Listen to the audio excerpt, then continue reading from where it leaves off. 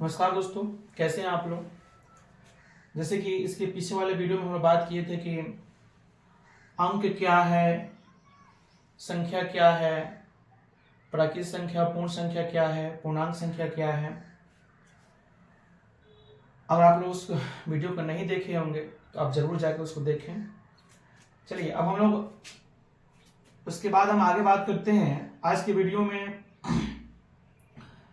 कि सम संख्या क्या है, इवन नंबर सम संख्या क्या है।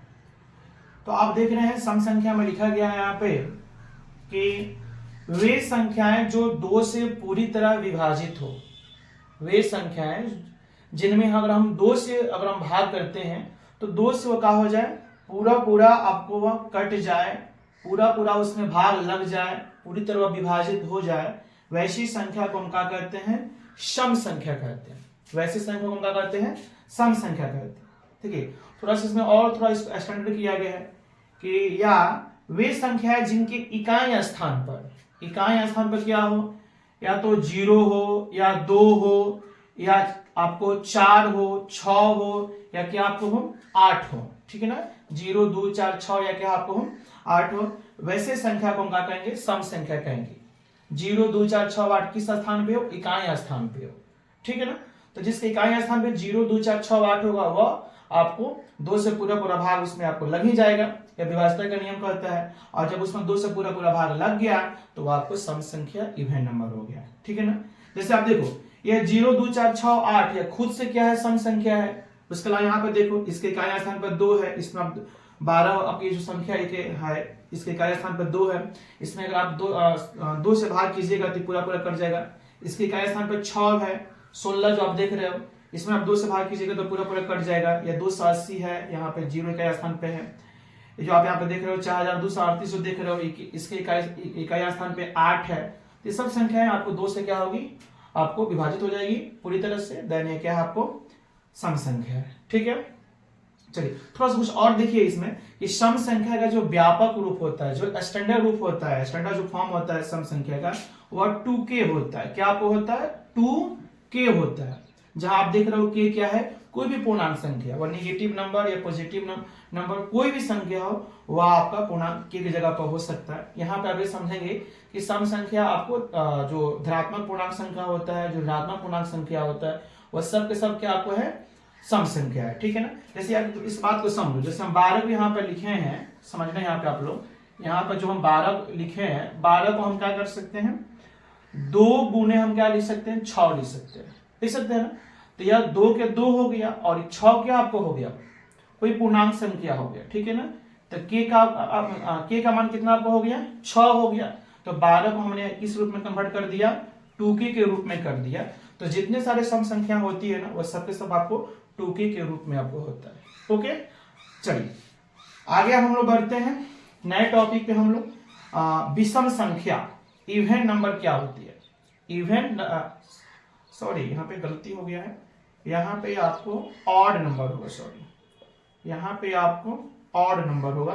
विषम संख्या में क्या आपको होगा, ऑड नंबर। ठीक है ना, तो विषम संख्या ऑड नंबर हम किसे कहते हैं। ठीक है ना, यहाँ पे आप देखो वे संख्याएं जो 2 से पूरी तरह क्या आपको हो जाए, विभाजित ना हो। विषम संख्या ऑड नंबर हम किसे कहते हैं, वे संख्याएं जिनमें 2 से पूरी तरह अगर भाग 2 से अगर भाग किया जाए तो पूरा पूरा आपको वह न कटे, पूरा पूरा से भाग आपको न आपको लगे, उसमें कुछ शेष बच जाए, तो वैसी संख्या को हम क्या कहते हैं, विषम संख्या कहते हैं, जिनमें 2 से पूरी तरह से आपको भाग आपको नहीं लगे। या इसी को थोड़ा सा और स्टैंडर्ड में किया गया है कि वे संख्याएं जिसके इकाई स्थान पर क्या हो 1, जिनके इकाई स्थान पर क्या हो 1 3 5 7 या क्या आपको हो 9 हो, वैसी संख्या जिसके इकाई स्थान पर क्या हो 1 3 5 7 या क्या आपको हो 9 हो, वैसी संख्या को हम क्या कहेंगे, विषम संख्या कहते हैं। ठीक है ना, यहाँ पे आप देखोगे कि यह 1 3 5 7 9 खुद से क्या है आपको विषम संख्या है, और इसकी इकाई अगर किसी संख्या के इकाई स्थान पर चल जाएगा तभी उसको विषम संख्या के रूप में करवा देगा, क्योंकि उसमें 2 से पूरा पूरा भाग आपको नहीं लगेगा। जैसे 5 है, 9 है, 13 आप देख रहे हो तो इसके इकाई स्थान पर 3 है, दूसरा 19 आपको इकाई स्थान पर 9 है, आपको 25 41 जो आप देख रहे हो इसकी इकाई स्थान पे आपको 1 है। तो सब क्या आपको है, विषम संख्या है, इसमें 2 से पूरा पूरा भाग आपको नहीं लगेगा। चलिए थोड़ा सा कुछ और देख लो कि विषम संख्या का जो व्यापक रूप होता है ना, सम संख्या का व्यापक रूप 2k होता है, लेकिन विषम संख्या का व्यापक रूप क्या होता है 2k + 1। इसमें शेष एक आपको बच जाता है, इसलिए 2k + 1 होता है, जहां k एक भी पूर्णांक संख्या है। जैसे आप समझो 13 जो यहाँ पर हम लिख रहे हैं 13, यहीं पे कर देते हैं, जगह नहीं है। 13 जैसे आप समझो 13 को आप क्या लिख सकते हो 2 × 6 प्लस क्या लिख सकते हो 1 लिख सकते हो ना। तो 2 के 2 रहेगा, 6 को आप कोई पूर्णांक संख्या k मान लो, अब +1 आपका 13 जो है वह आपका 2k + 1 के रूप में क्या हो गया कन्वर्ट हो गया। तो विषम संख्या का व्यापक रूप स्टैंडर्ड जो फॉर्म होता है वह 2k + 1 होता है।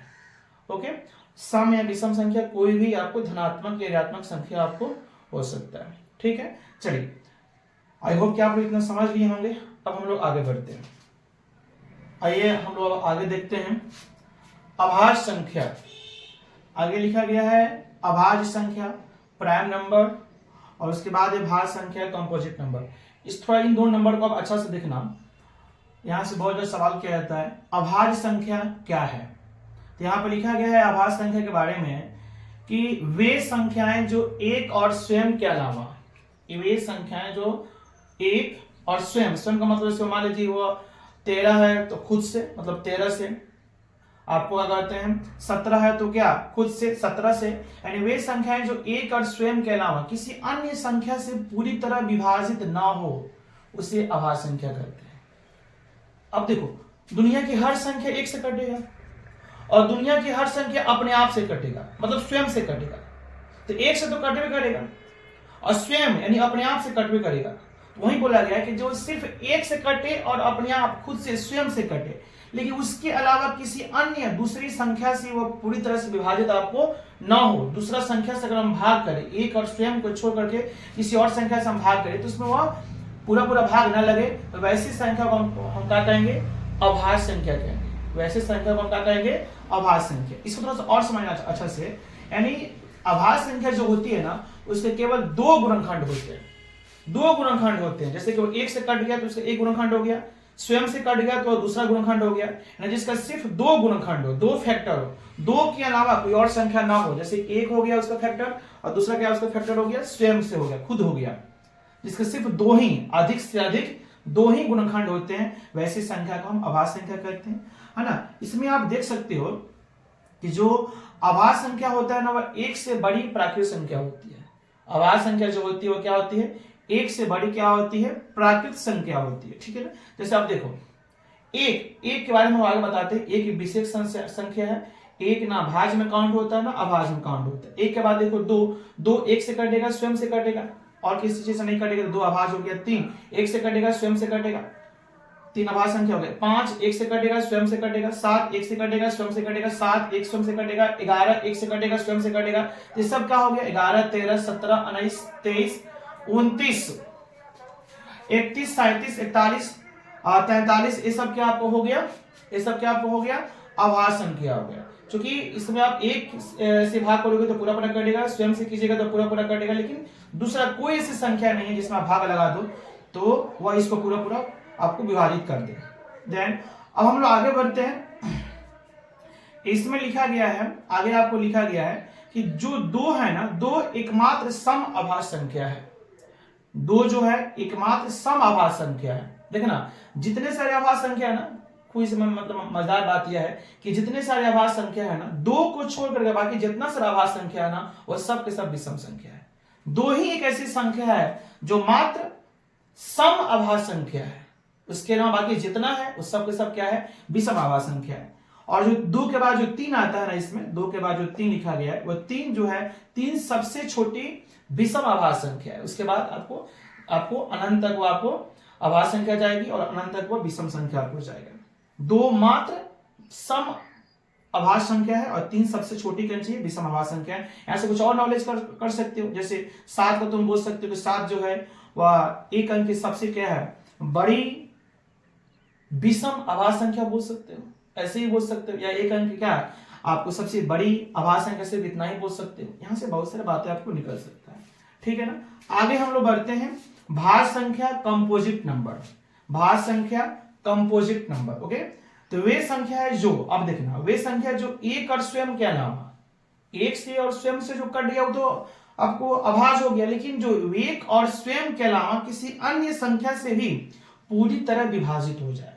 एक से तो खुद कटवे करेगा, स्वयं से तो खुद कटवे करेगा भाई, लेकिन उसके अलावा भी किसी और संख्या से वो कट जाए पूरा पूरा, तो वैसे संख्या को हम क्या कहेंगे, भाज्य संख्या कहेंगे, है ना। एंड हम कह सकते हैं कि जो भाज्य संख्या होता है ना, इसका निश्चित रूप से दो से अधिक क्या होगा, आपका गुणनखंड होगा। दो से अधिक गुणनखंड होने का मतलब वो तीन में गुणनखंड हो सकता है, या तीन से क्या आपको हो सकता है, अधिक गुणनखंड हो सकता है। एक से कटेगा, स्वयं से कटेगा, ये तो दो हो ही गया, कम से कम एक और एक्स्ट्रा अन्य संख्या से कटेगा, तो आपका भाज्य संख्या का तीन या तीन से क्या होते हैं, अधिक गुणनखंड होते हैं। उसी को हम बोल सकते हैं कि दो से अधिक गुणनखंड होते हैं। जैसे चार देखो, चार एक से कटेगा, स्वयं से कटेगा, उसके बाद आपको दो से कटेगा, इसका तीन गुणनखंड हो गया, एक, दो और स्वयं चार। छह देखो, एक से कटेगा, स्वयं मतलब छह से कटेगा, उसके बाद दो से कटेगा, तीन से कटेगा, इसका चार गुणनखंड हो गया।